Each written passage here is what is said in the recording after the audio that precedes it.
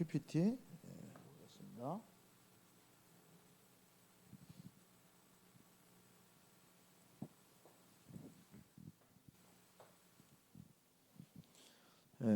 그 제목을 성경이 말하는 문제와 해답 이렇게 붙여봤는데요. 우리 먼저 본문 우리 찾아보겠습니다. 에베소서 2장 2절부터 10절까지.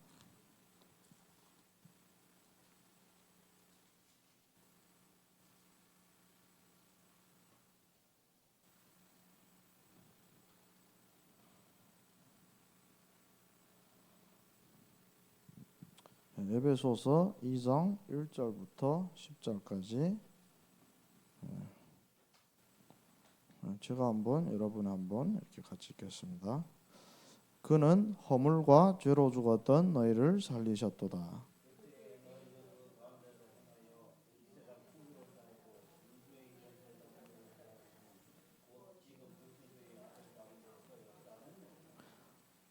전에는 우리도 다 그 가운데서 우리 육체의 욕심을 따라 지내며 육체와 마음에 원하는 것을 하여 다른 이들과 같이 본질상 진노의 자녀였더니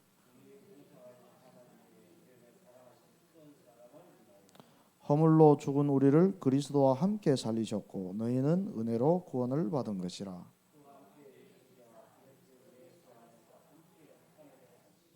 이는 그리스도 예수 안에서 우리에게 자비하심으로써 그 은혜의 지극히 풍성함을 오는 여러 세대에 나타나려 하심이라.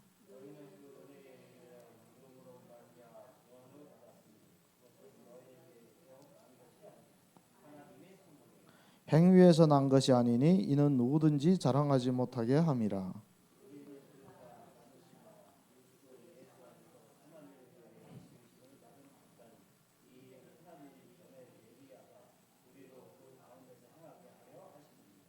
아멘. 다음 페이지 펼쳐주세요. 그리스도를 놓친 교회들입니다. 우리 본문을 보면 그 성경 구절에 1절, 2절, 3절에 근본 문제 세 가지가 다 나옵니다. 금방 본문에서 1절이 죄 문제고요. 죄와 허물로 죽었었고 2절에는 그 사단한테 잡혀서 마귀 자녀로 살 수밖에 없는 상태가 2절입니다. 3절은 이런 마귀 자녀로서 본질상 진노의 자녀고 앞으로 멸망할 수밖에 없는 신분, 하나님 떠나서 이 세 가지 문제가 이게 다 나옵니다.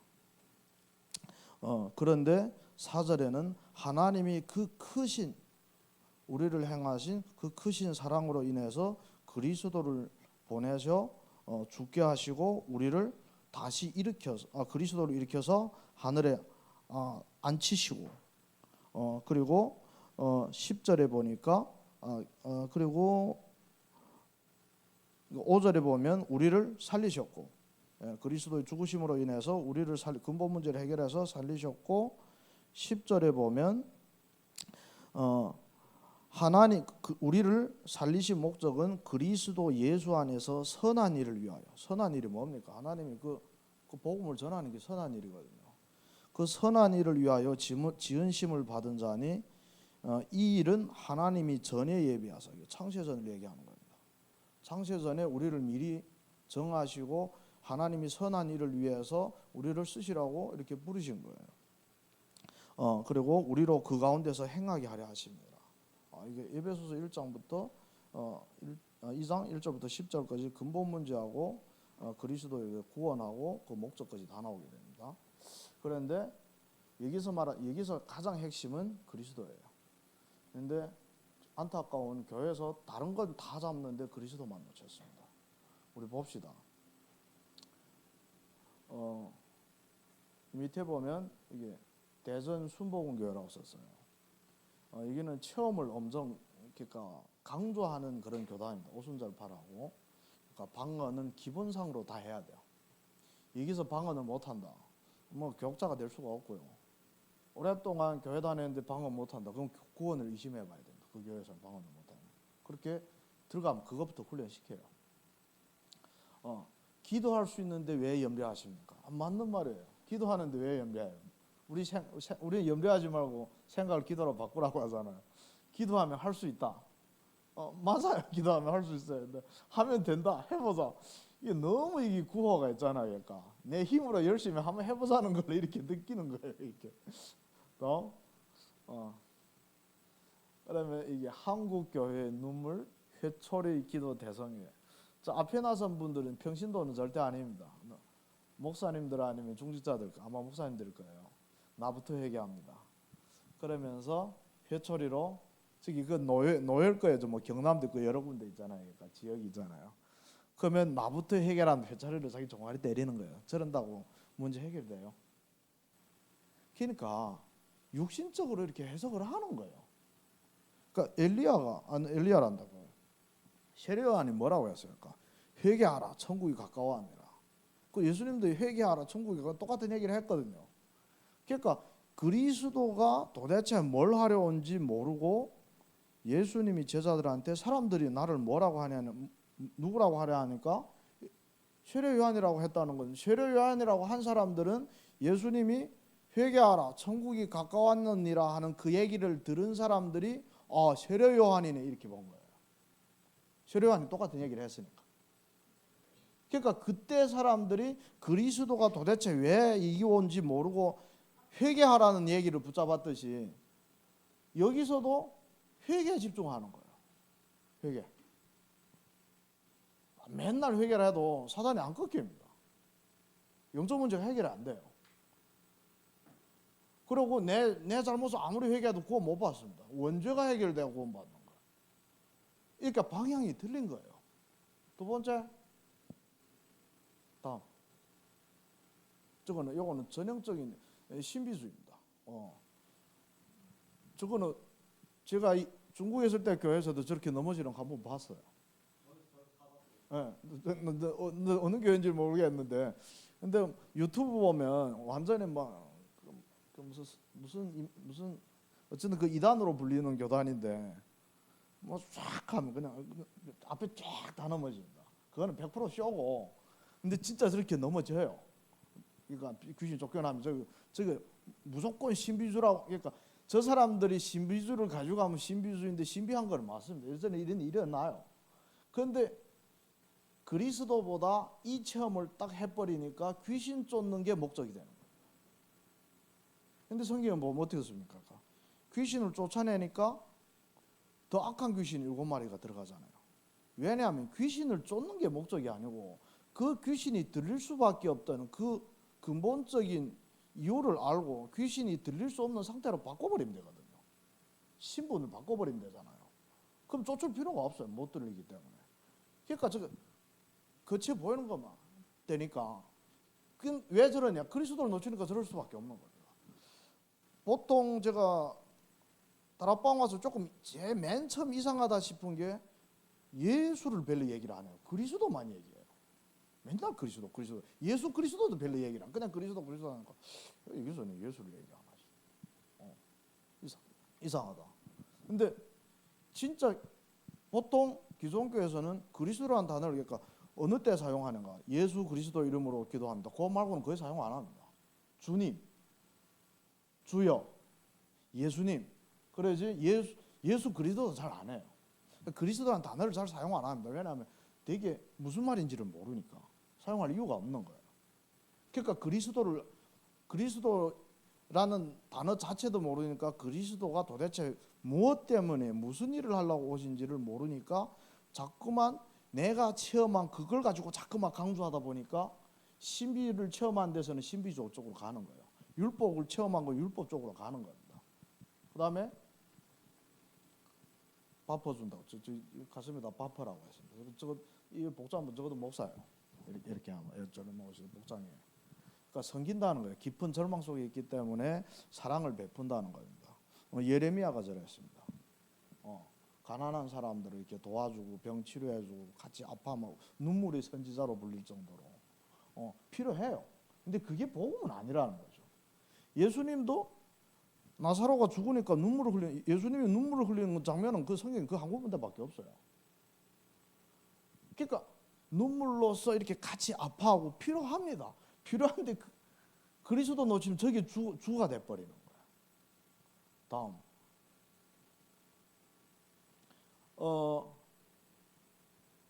교회가 많이 욕 먹잖아요. 기독교라고 욕도 먹는단 말이야. 그러니까 그 오명을 벗어나기 위해서, 그러니까 이 세상에 적극적으로 이렇게 참여해야 된다. 이거는 감리교가 보통 이쪽을 그러니까 많이 주장해요. 그러니까 사회에 적극적으로 이렇게 참여하는 거. 예. 그리고 실제 그러니까 1700년도 그때 1차 산업 조금 지나고 그럴 때 그러니까 뭐라고 할까, 개혁 뭐랄까 종교 개혁이 일어나고 그 많이 그 다시 이렇게 그 영류가 일어나가지고 역풍이 일어나가지고 원래 모습대로 이렇게 다시 이렇게 쇠퇴한 모습이었는데, 영국에서 웨슬리라는 그 신부라기보다 그러니까 그 성공회 목사님이 나와서 이렇게 개혁 운동을 일으키면서 그 사람이 죽고 그 사람을 따르던 사람들이 세운 교단이 그 감리교예요. 예, 감리교예요. 근데 감리교는 적극적으로 렘넌트들을 엄청 많이 양성하고요. 세계 각지에다 그러니까 주일학교로 막 이렇게 시스템을 엄청 잘 깔았어요. 그러니까 우리말 RUTC 운동 벌써 500년 전에 한 거예요. 그래가지고 그 렘넌트들한테서 그러니까 달란트를 이렇게 달란트별로 이렇게 훈련시켜가지고 정치가들도 많이 나왔습니다. 그래서 복음 가진 정치가들이 그러니까 렘넌트들이 자라가지고 그러니까 노예제도를 이렇게 폐지를 하고요. 그러니까 사회를 많이 개혁을 시켰어요. 그때 교회 이미지가 엄청 좋았습니다. 불신자도 교회 이미지는 상당히 앞서갔어요, 세상적으로. 그런데 이게 점점 그쪽으로 이렇게 막 기울다 보니까 지금 복음에서 또 그게 다 없어지고 그러니까 이게 껍데기만 남았는데, 그러니까 그 전통을 이어가서 하는 거예요.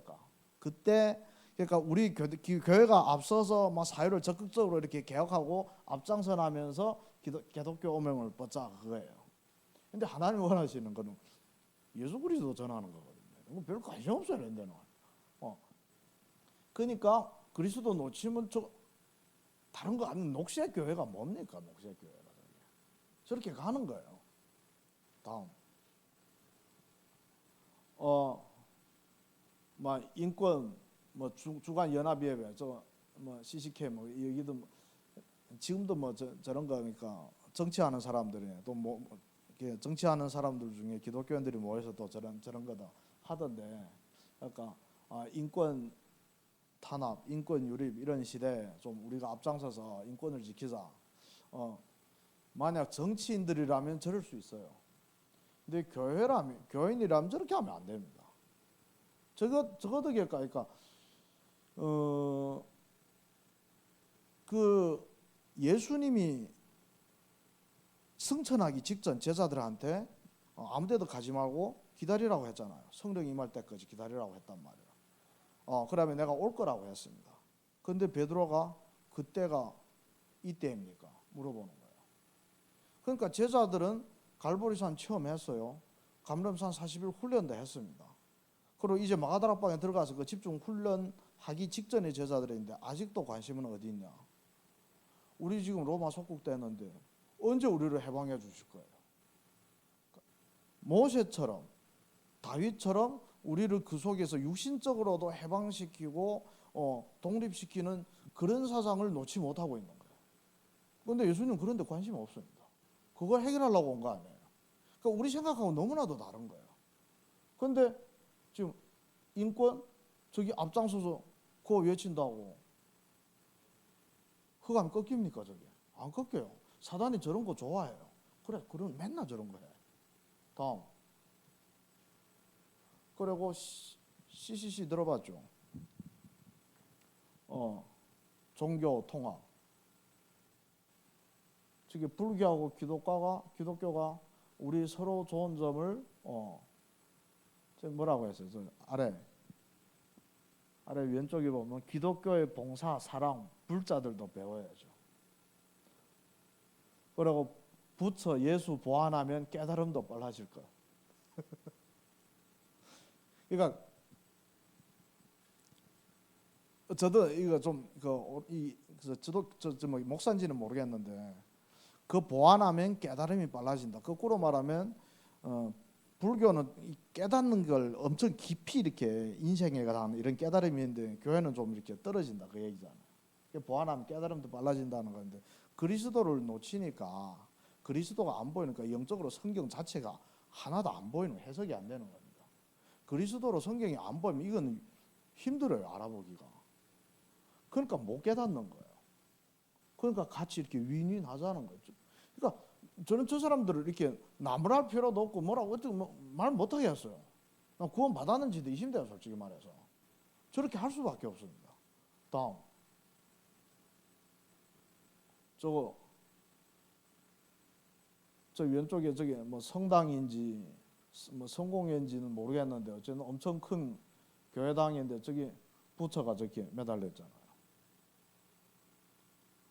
그리고 저 강단에 저 중이 저기서 설교를 하고 옆에 목사가 책 쥐고 있습니다. 같이 잘하자 그거야. 미국서 종교 간 평화의 대화, 다양한 활동, 싸우지 말고 잘 지내자. 그런데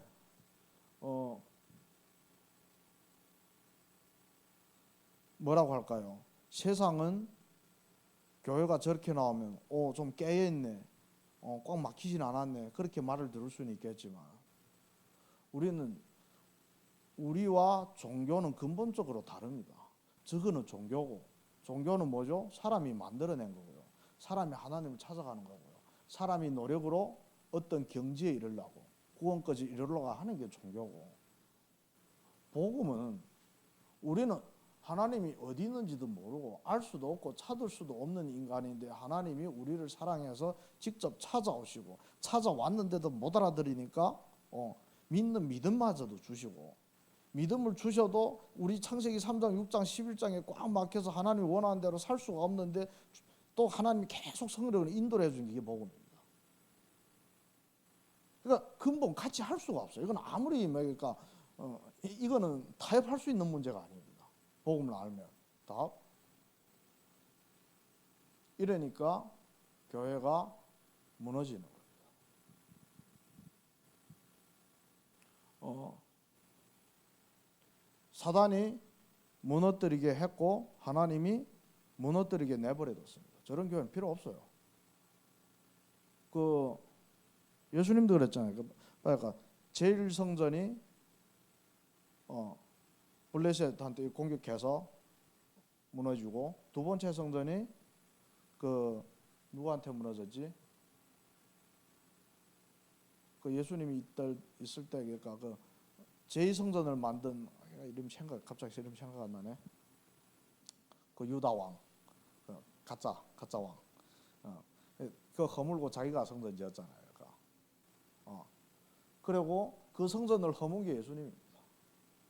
자기가 죽으면서 사흘 만에 성전 재건하겠다면서 십자가에 못 박혀 죽을 때가 천둥이 막 울리면서 쫙 갈라져 버린 거예요. 성전 필요 없어요. 복음이 없는 교회는 하나님도 필요 없습니다. 이렇게 무너지게 되었어요. 다음, 저거 아시는 분, 저 인물들 알아요? 한 명이라도. 그 옆에 정기 목사님 옆에 누구예요? 한국의 대한교회 목사님입니다. 김선환 목사예요. 네. 한 10만 명 됩니다. 성도가 한 교회. 그러니까 어떻게 보면 한국의 리더라고 불리는 사람들이 WCC 부산 총회를 열고 우리 같이 손잡고 가자, 저는 회의를 하는 거예요. 왜? 아니면 배척당하니까. 저렇게 자기 명예를 구원 받았는데, 특히 목회자들 보통 어떻게 망하냐 하면 목회자들이 주로 뭘로 망하는가 하면 자기 명예 때문에 명예를 쫓아가다가 곤두박질할 때가 되게 많아요.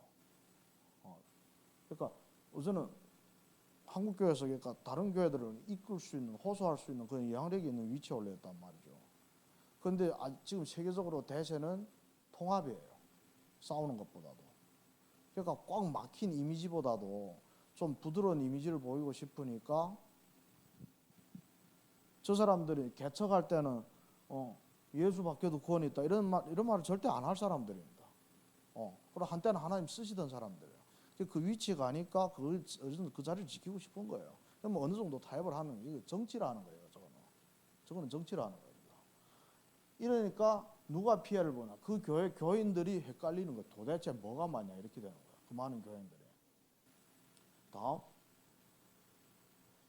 이렇게 교회가 복음을 놓치니까 세상은 영적 문제가 올 수밖에 없습니다. 복음을 놓치면 영적 문제가 올 수밖에 없습니다. 그러면 사단의 나라가 완전히 도배를 가는 거예요. 이 세상. 이거는 법칙이에요. 다음. 그러니까 이 세상은 완전 중독 시대가 됐죠. 마약. 어른들은 대표적으로 요겁니다. 다음. 그리고 아이들, 청년들 게임 중독입니다. 근데 이 과학적으로 분석하니까 이 게임에 계속 중독되면 이게 뇌가 이렇게 고장난대요. 뇌가 고장나가서 마약 중독처럼 이렇게 변해가지고 이게 폭력성을 띠고 이게 폭력 행위를 할 가능성이 되게 높아집니다. 그리고 가상과 현실 세계를 구분하지를 못해요. 게임 중독되어 있는 사람들은. 그러니까 내 마음 생각 내 몸은 지금 현실 세계인데 내 마음과 영혼은 완전 가상 세계에 지금 24시간 가 있단 말이에요. 그럼 거기서 하던 패턴이 현실 세계로 나오는 거예요. 그래서 내성적인 사람들은 막 이렇게 너무 힘들고 우울하면 자기를 죽이고요. 내성적인 사람은. 유향적인 사람은 다른 사람을 죽입니다. 공격성을 띠는 거예요. 자기를 공격하든지 남을 공격하든지 그렇게 돼 있어요. 다음. 그럼 세상에서도 게임을 보통 뭐 평화나 온화한 게임은 보통 없어. 거의 다 이렇게 폭력적인 게임이 거의 대부분이에요. 싸우는 게임들입니다. 뭐 전쟁하는 거 아니면 이건 전문 사람 죽이는 게임이에요. 사람 죽이는 방식이 쓰면 200몇 가지가 있습니다. 저게 미국에서 저 게임이 나와가지고 아동들이 그러니까 이걸 본따서 범죄를 하는 게 너무 많이 일어나가지고 이 게임 회사를 망하게 했거든요. 그런 일까지 벌어졌어요. 그러니까 이런 일들이 지금은 좀 명언이 같은 경우는 얘네 또래들은 완전히 아이돌 AI로 아이돌 애니메이션 만들어가지고 이렇게 찬양하는 거예요. 노래를 하는 거예요. 율동하면서. 지금은 내용만 컨텐츠만 만들어 AI가 안 들어서 다 알아서 만들어내는 그런 세월이 됐거든요. 그렇게 되는 거예요. 세상은. 왜 그럴까?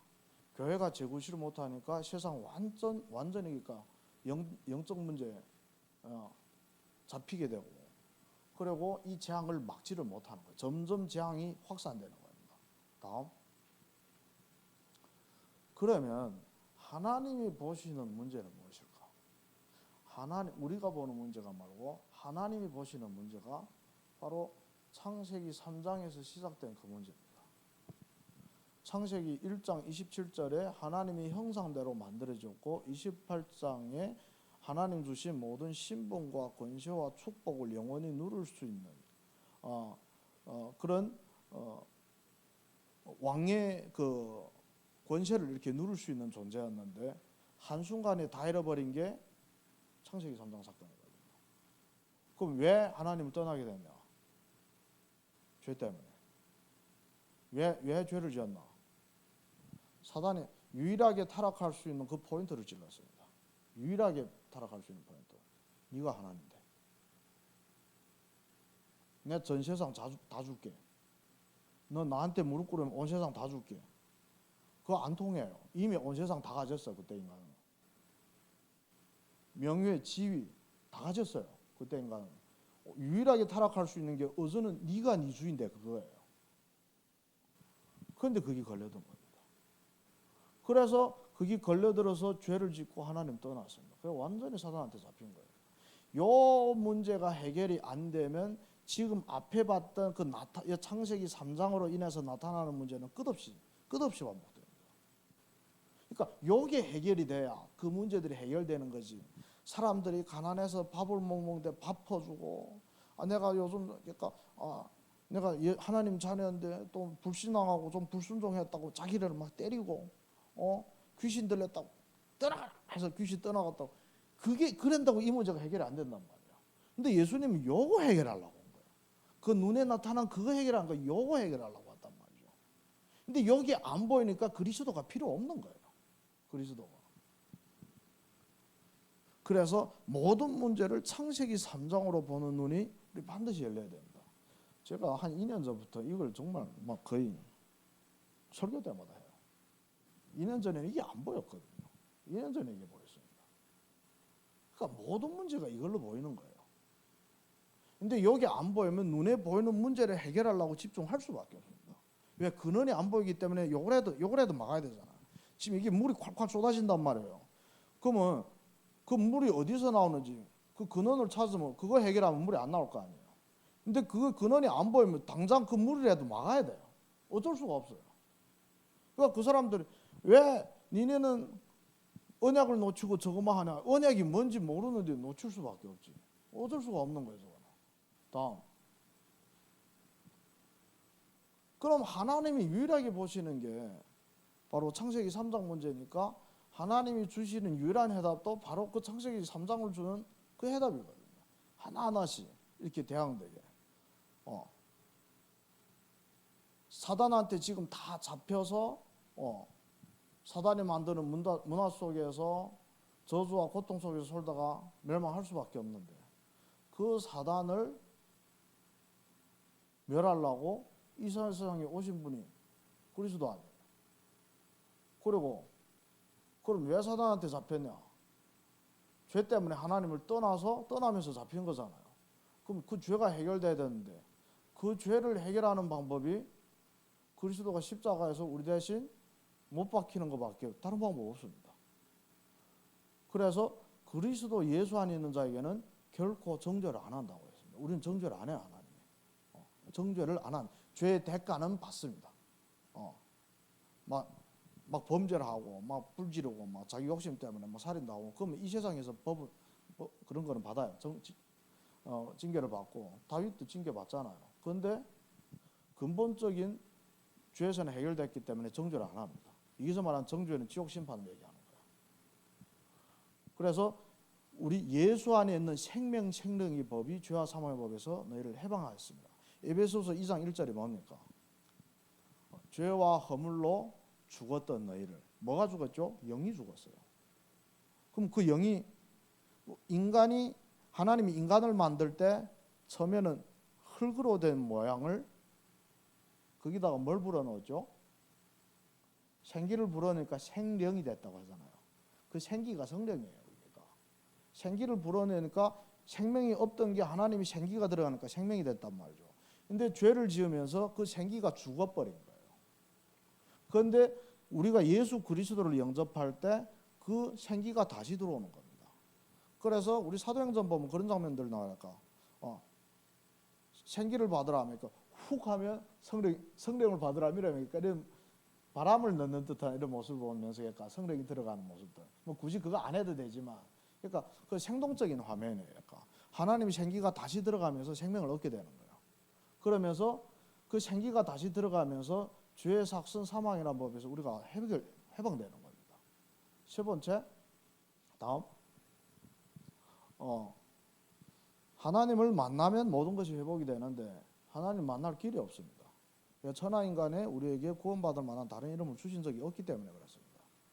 그래서 예수님이 직접 길로 오셨습니다. 그래서 내가 길이요 진리요 생명이니 나로 말미암지 않고는 아버지께로 올 자가 없느니라. 이렇게 우리 눈에 보이는 모든 문제의 근원이 되는 창세기 3장 문제를 그리스도가 하신 세 가지 사역을 통해서 다 끝내버린 겁니다. 그래서 다 이루었다는 거예요. 그러니까 우리가 다 이뤘다는 뜻을 어떻게 알아들어야 되는가 하면 요 세 개의 근본 문제를 다 이루었다는 얘기입니다. 내가 보는 눈에 보이는 문제가 다 끝났다는 얘기가 아니에요. 여기 이해가 안 되면 다 끝났다는데 뭐가 끝났어? 갈등되잖아요. 하나도 끝난 거 없는데 내 문제는 여전하게 점점 더 심해지는데 뭐가 끝났어? 그 문제 끝난 거 아니야? 이 문제 끝냈다고. 이 문제가 끝난 게 이 문제가 그 모든 문제의 근원이 되는구나. 여기에 끝났으니까 나한테는 그 문제가 이제는 더 이상 문제가 안 되는구나. 그러면 그 문제도 끝나버리는 거예요.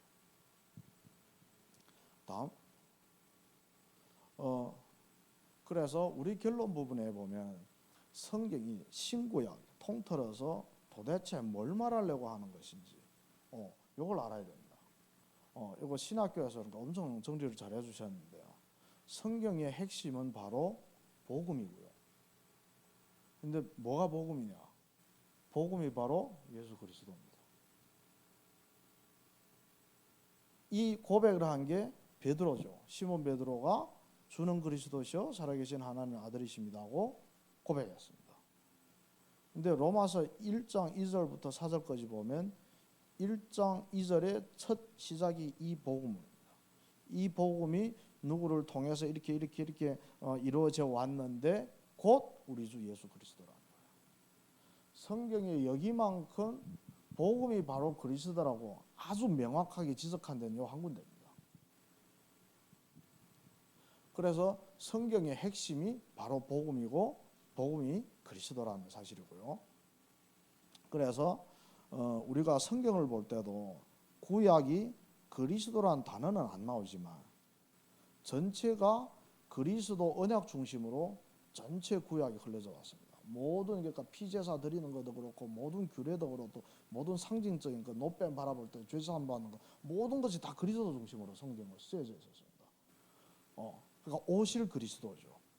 그리고 신약은 오신 그리스도와 앞으로 오실 그리스도를 얘기하고 있습니다. 다음.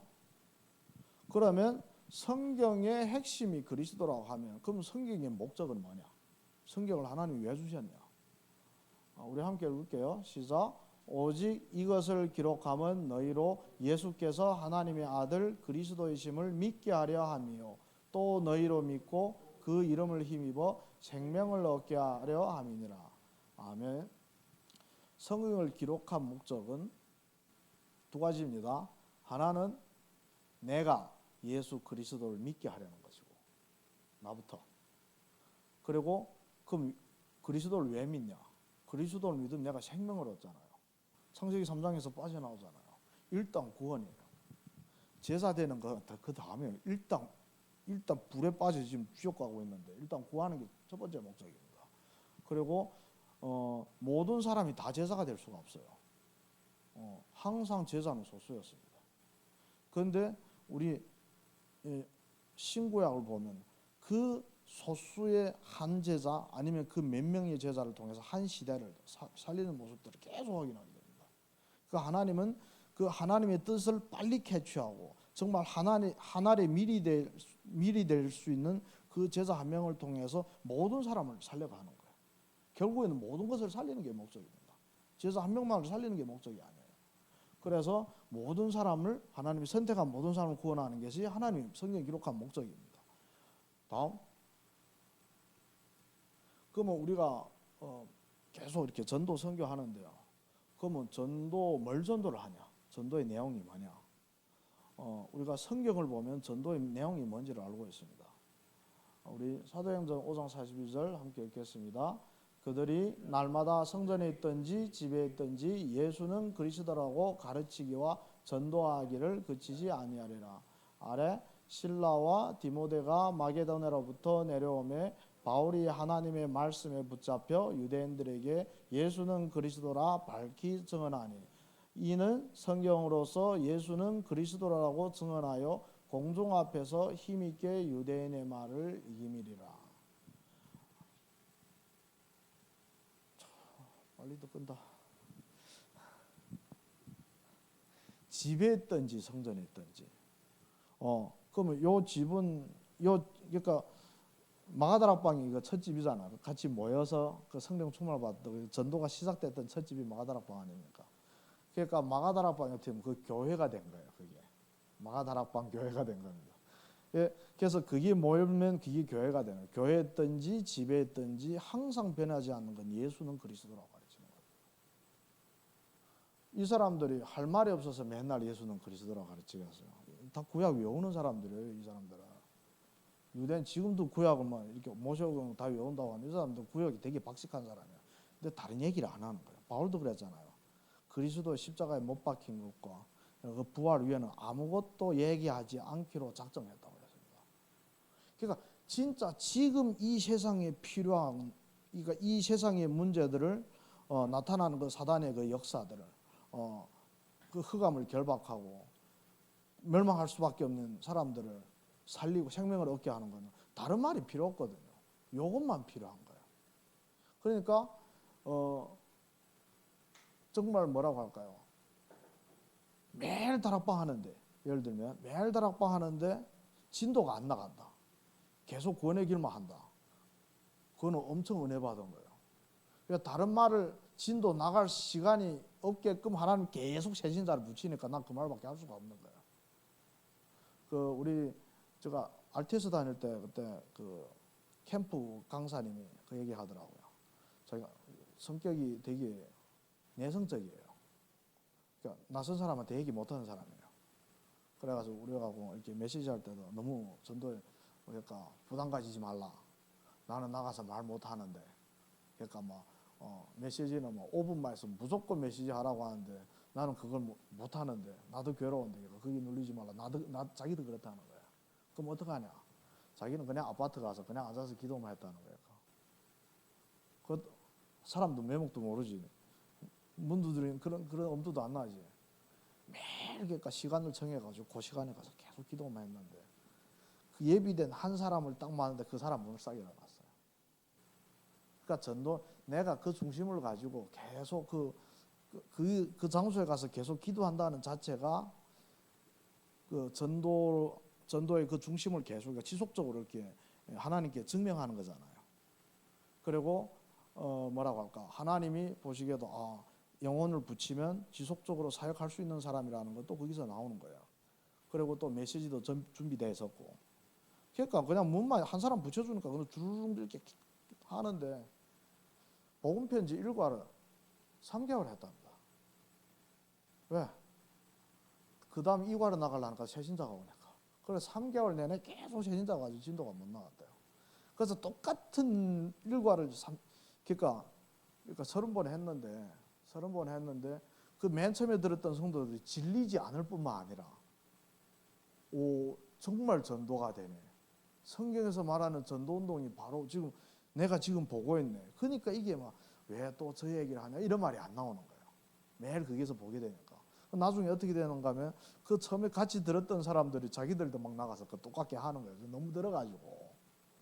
그래서 우리 수요일 예배나 금요일 예배 이게 모이신 분들은 사역자들이거든요. 직분은 아닐지라도 사역자들입니다. 다 전도 현장을 마음에 품고 일어나시는 분들이기 때문에 저거 내가 아는데 우리 알아들으려고 여기 앉아있는 거 아니거든요. 들었던 메시지 다 색이 없어. 색은 제가 보고 하라면 할 수도 있겠지만 저는 할 필요를 못 느낍니다 지금. 그러니까 이제는 알아들은 애가 아니라 내가 저 말을 나가서 할 수 있을까? 더 잘할 수 있을까? 그걸 들으면서 편집하는 겁니다. 지금 이 자리에 앉아서. 그래서 오늘 그 말씀을 통해서 교회가 복음을 놓칠 때 어떻게 세상의 재앙이 덮치는지 이런 걸 서론 부분에서 확인하게 되었고요. 본론 부분에서 하나님이 유일하게 보시는 문제가 무엇인지, 해결책이 무엇인지, 결론 부분에서 성경의 핵심이 뭔지, 그리고 전도의 내용이 무엇인지 이런 것들을 저희들이 이렇게 한마디로 이렇게 정리를 해가지고 심플하게 도대체 왜 교회 다니냐? 한마디로 성경 문제 하나 가지고 얘기할 수 있어요. 이것 때문에 다니는 거야. 그럼 너네 전도하면 뭐해? 이거 얘기하는 거야. 전도를 하는 게. 그럼 이거 왜 얘기하는데? 이거 얘기해야 네가 살아날 수 있어. 그러면서 창세기 3장 문제를 이렇게 말씀을 해주는 겁니다. 그래서 더 복음을 더 깊게 더 이해하고 또 전달할 수 있는 저희 모든 사역자들 되길 기도합니다. 기도하겠습니다. 하나님 아버지 감사합니다.